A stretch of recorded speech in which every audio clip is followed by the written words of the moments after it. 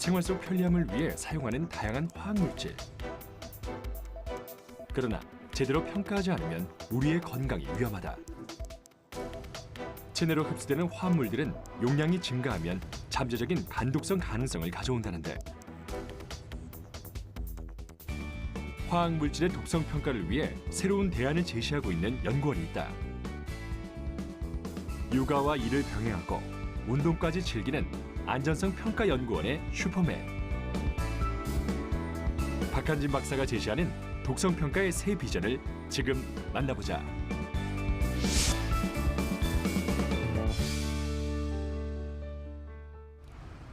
대전에 위치한 안전성 평가 연구소. 출근 시간 전 연구소에 울리는 의문의 소리는 바로 탁구공 소리. 빠르게 날아오는 공을 능숙한 솜씨로 받아치는 탁구에 푹 빠진 이 남자. 오늘의 주인공. 연구소의 열혈 슈퍼맨 박한진 박사다. 저는 그 예측 독성 연구본부의 예측 모델 연구센터에 소속되어 있고요. 제가 연구하는 거는 줄기세포, 인간 전분화능 줄기세포를 이용해서 간세포로 분화하고 그 분화한 세포를 가지고 독성 실험에 활용하려는 연구를 하고 있습니다. 새로운 신약이나 화학물질을 제품화하려면 독성 평가를 반드시 거쳐야 한다. 독성 평가란 새로운 물질이 사람의 몸에 해롭지 않은지 안정성을 검토하기 위한 실험으로, 안전성 평가 연구소는 이와 관련된 다양한 관련 기술을 연구 개발해왔다. 최근에는 세계적으로 독성 평가의 패러다임이 변화하고 있는데, 기존의 독성 평가는 주로 동물 실험을 통해 진행됐다. 하지만 이는 정확성이 떨어지고 엄청난 시간과 비용을 발생시켰다. 게다가 동물 실험은 윤리적인 문제를 피할 수 없었다. 많은 시민단체에선 1970년대부터 동물 실험을 반대하는 목소리를 높여왔고, 유럽에선 2013년부터 화장품의 동물 실험을 전면 금지, 전 세계적으로 동물 복지를 위한 규제가 강화되며 동물 대체 시험법 개발이 절실한 상황이다. 그래서 최근 주목받고 있는 것이 바로 박한진 박사의 연구 분야다. 새로운 독성 평가 방법을 개발 중인 그, 뭔가를 급하게 운반하고 있는데, 박사가 도착한 곳은 바로 줄기세포 배양실이다.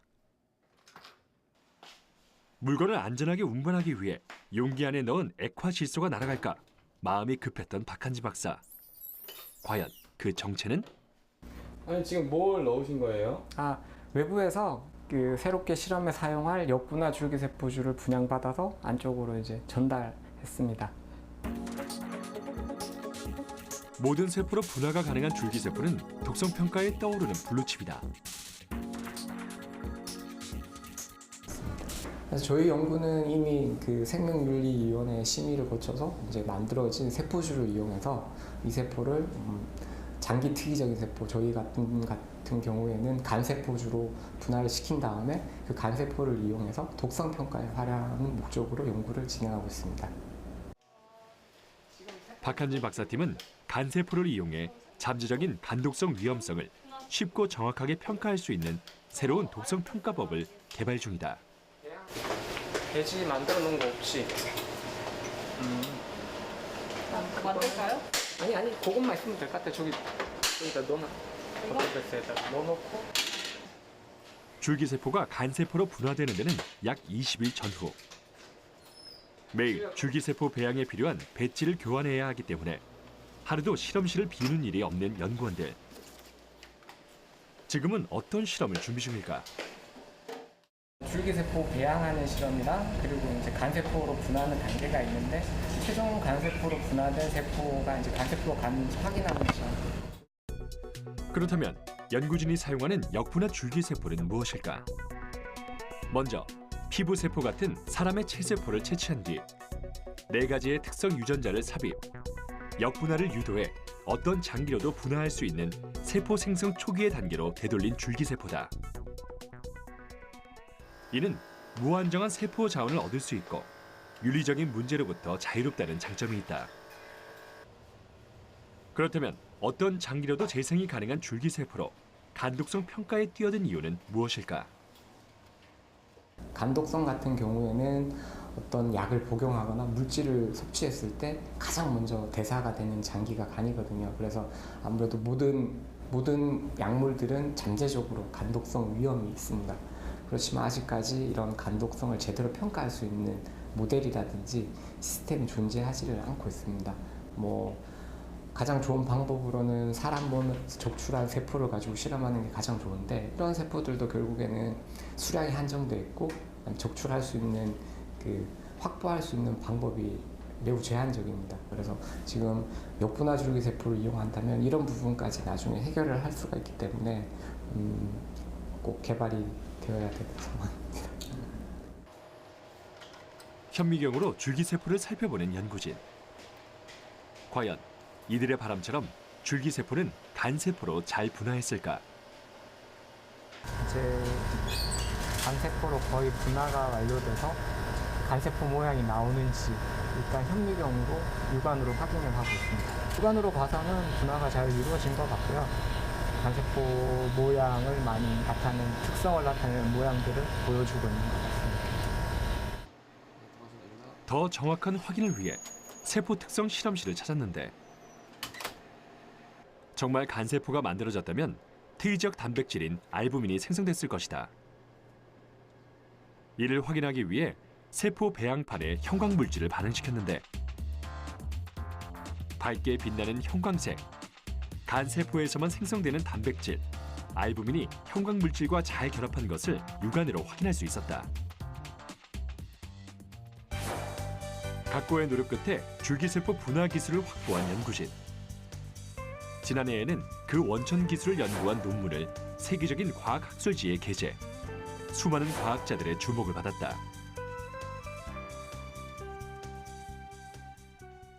연구소의 점심시간. 요즘 식사 시간마저 아까울 정도로 탁구 산매경에 푹 빠진 그를 누군가 찾아왔다. 치실 거예요, 탁구? 네, 한번 쳐. 잠깐만요. 네네네. 박한진 박사의 절친한 동료이자 후배. 같은 부서의 김혜민 연구원이다. 두 사람은 어떻게 친해졌을까? 7년 전 시작된 인연으로 지금까지도 서로에게 큰 힘이 되어주고 있는 두 사람. 다행히 거기서 김혜민 연구원이 지난해 등남을 하며 만나기만 하면 육아 고민을 나누느라 시간 가는 줄 모른다. 저희 도윤이가 지금 이제 10개월인데 요즘 자꾸 진짜 이 정도 크기도 막 입에 넣으려고 하는 거예요. 되게 위험해요. 네, 되게 저도 겁나가지고. 사탕 같은 것도 잘못 먹으면 삼키면 애들 큰일 나더라고요. 그냥 삼키면 바로 목이 막혀가지고 빼는 방법이 좀. 딸 자랑 역시 빠질 수 없는 단골 주제. 와이프가 사진을 보내왔는데 마이크래요. 걸그룹 따라하는 거 자기 것도 만들고 수락 것도 만들고 한 것 같아요. 나중에 자매 걸그룹으로. 자네 걸그룹은 안 돼요. 나이와 성별을 떠나 우정을 나누는 두 사람. 서로를 어떻게 생각할까? 박사 과정 할 때 저한테 도움을 많이 줬던, 어떻게 보면 이제 선배로서, 현재는 나이나 직급이나 이런 걸 따졌을 때는 연구소에서는 후배지만 어떻게 보면은 실험적인 부분이나 연구적인 부분에서는 처음에 제가 이제 배울 때 많은 조언을 해줬던 사람입니다. 그리고 박사 과정 후에 연구소에서도 이제 4년 정도 함께 일을 하고 있는데 서로 이제 조언을 주고 조언을 받고, 그래서 선후배라기보다는 같은 연구를 하는, 서로 도움을 줄 수 있는 동료 연구자. 서로가 서로를 스승이라고 말씀하시네요. 아 그래요? 아 그래요?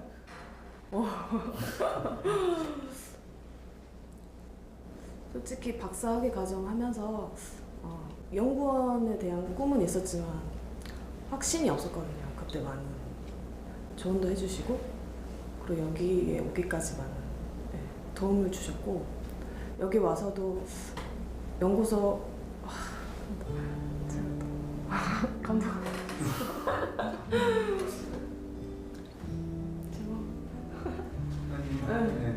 조금 이따 가시죠. 네, 죄송.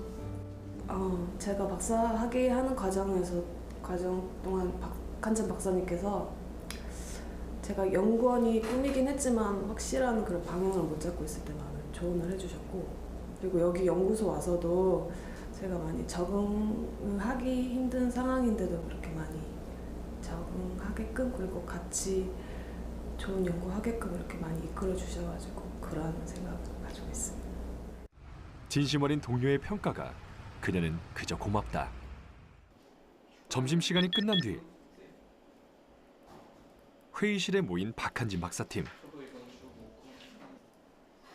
연구진이 20, 30대의 젊은 연구원들로 이루어져 있다 보니 박한진 박사는 수동적인 연구보다는 자율적이고 능동적인 연구 활동을 늘 장려하고 있다. 그래서 한 달에 한 번 자신의 연구 성과를 발표하고 연구하며 발견한 최신 논문을 다 함께 공부하는 시간을 갖고 있는데 이번 발표자는 최영준 연구원이다. 아무래도 이렇게 앞서서 보여드렸듯이 농도를 좀 세분화해서 데이터를 만드는 게 조금 더 논문을 쓰더라도 좀 신뢰도를 줄 수 있는 결과인 것 같아서 이 농도로 계속 추가 실험을 해볼 예정이고 이렇게 돌아가며 성과를 발표하면 전체적인 연구 흐름을 더 잘 파악하고 서로 공유하며 아이디어를 나눌 수 있다. 바로 그때 농도를 세분화하는 거 자체가 네네. 무슨 의미가 있다고 생각을 하나요? 날카롭게 문제점을 캐치한 박한진 박사. 1마이크로볼까지는 뭐 어떤 데이터가 나오지만 그 이상은 이제 떨어진다는 걸 알잖아요. 농도를 세분화하면 1에서 10 사이에 뭐를 좀 더 넣는 게 맞는 거지. 그 앞에 거를 넣는 팀의 리더로서 후배들에게 조언을 아끼지 않는 박한진 박사. 평소에는 부드럽고 일할 때는 똑 부러지게 후배들의 든든한 버팀목이 되어주는 그.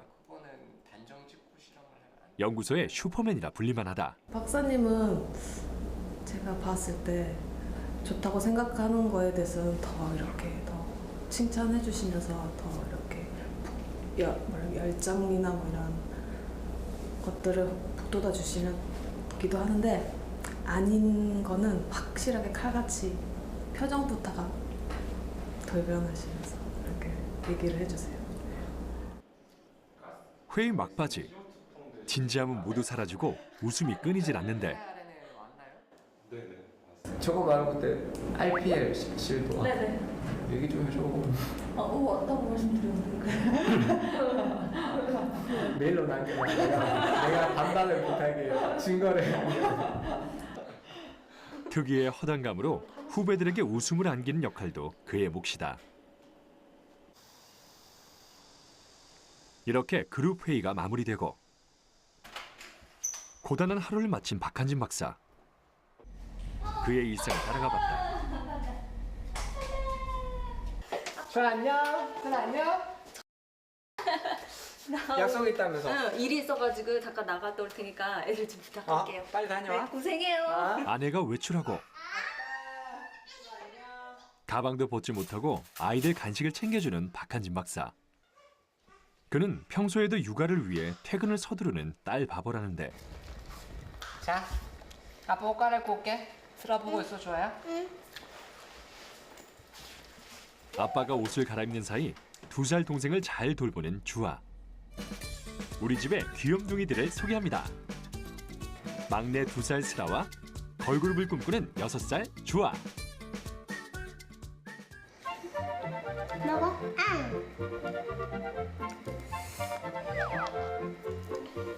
그렇다면 박한진 박사의 육아 실력은 어느 정도일까?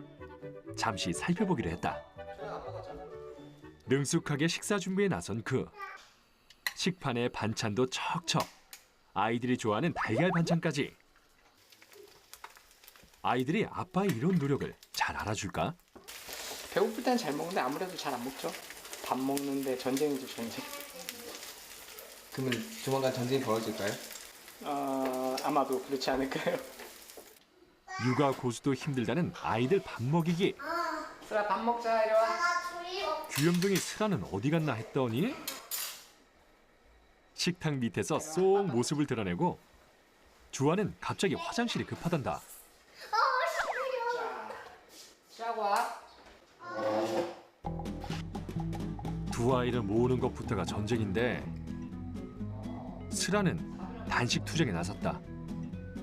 늘 주어진 과제를 풀어야 하는 연구원인 그도 아이들의 밥 먹이기라는 어려운 숙제는 늘 버겁기만 하다.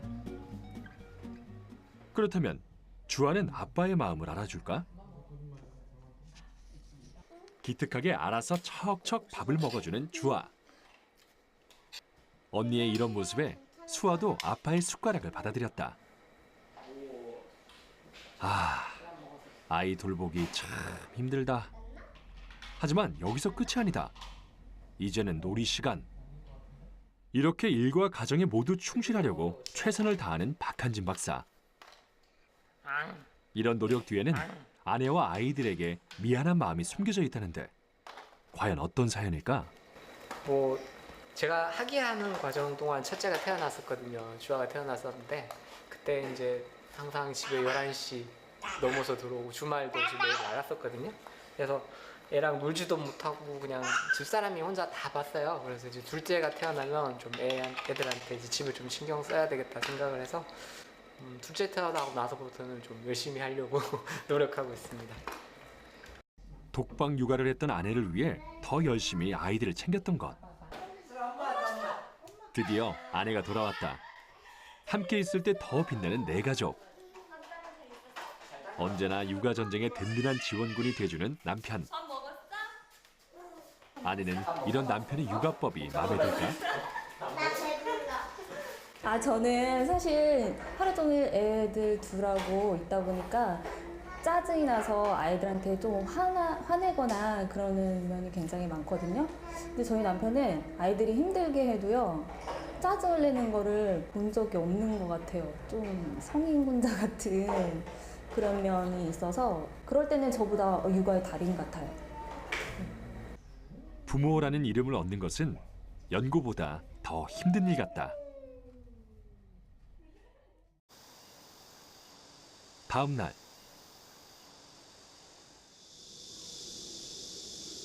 박한진 박사가 이른 아침부터 연구소를 나선다. 오늘 먼 길을 가야 한다는데. 근데 박사님 좀 어디 가시는 거예요? 예. 공동 연구하는 교수님하고요. 업무 협의 때문에 지금 서울 출장 가는 길입니다.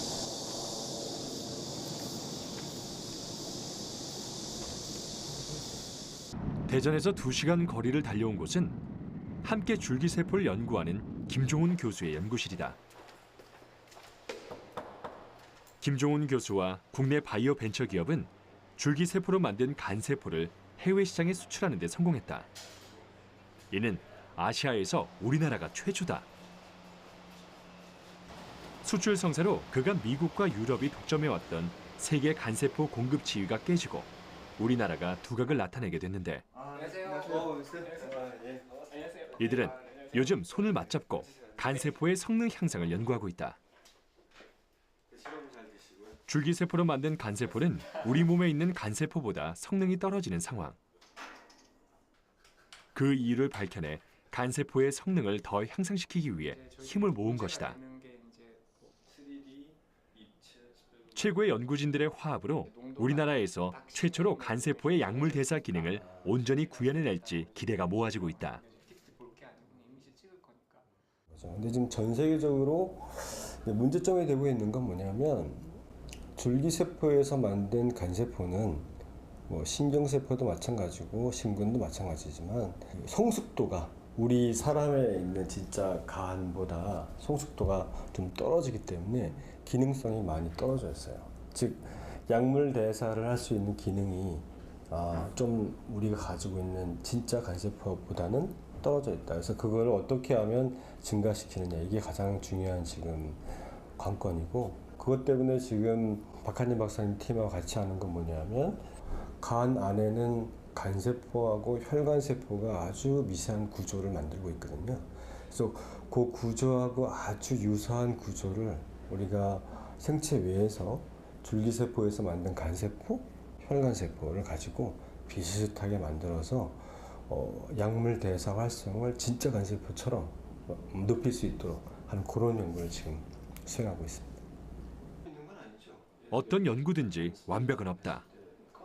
서로의 아이디어를 공유하고 문제점을 조금씩 개선하며 완벽이라는 큰 지도를 완성해 나가고 있는 박한진 박사. 개인보다는 공공에 도움이 되는 연구를 하고 싶어 연구원이 됐다는 그. 앞으로의 목표와 계획은 무엇일까?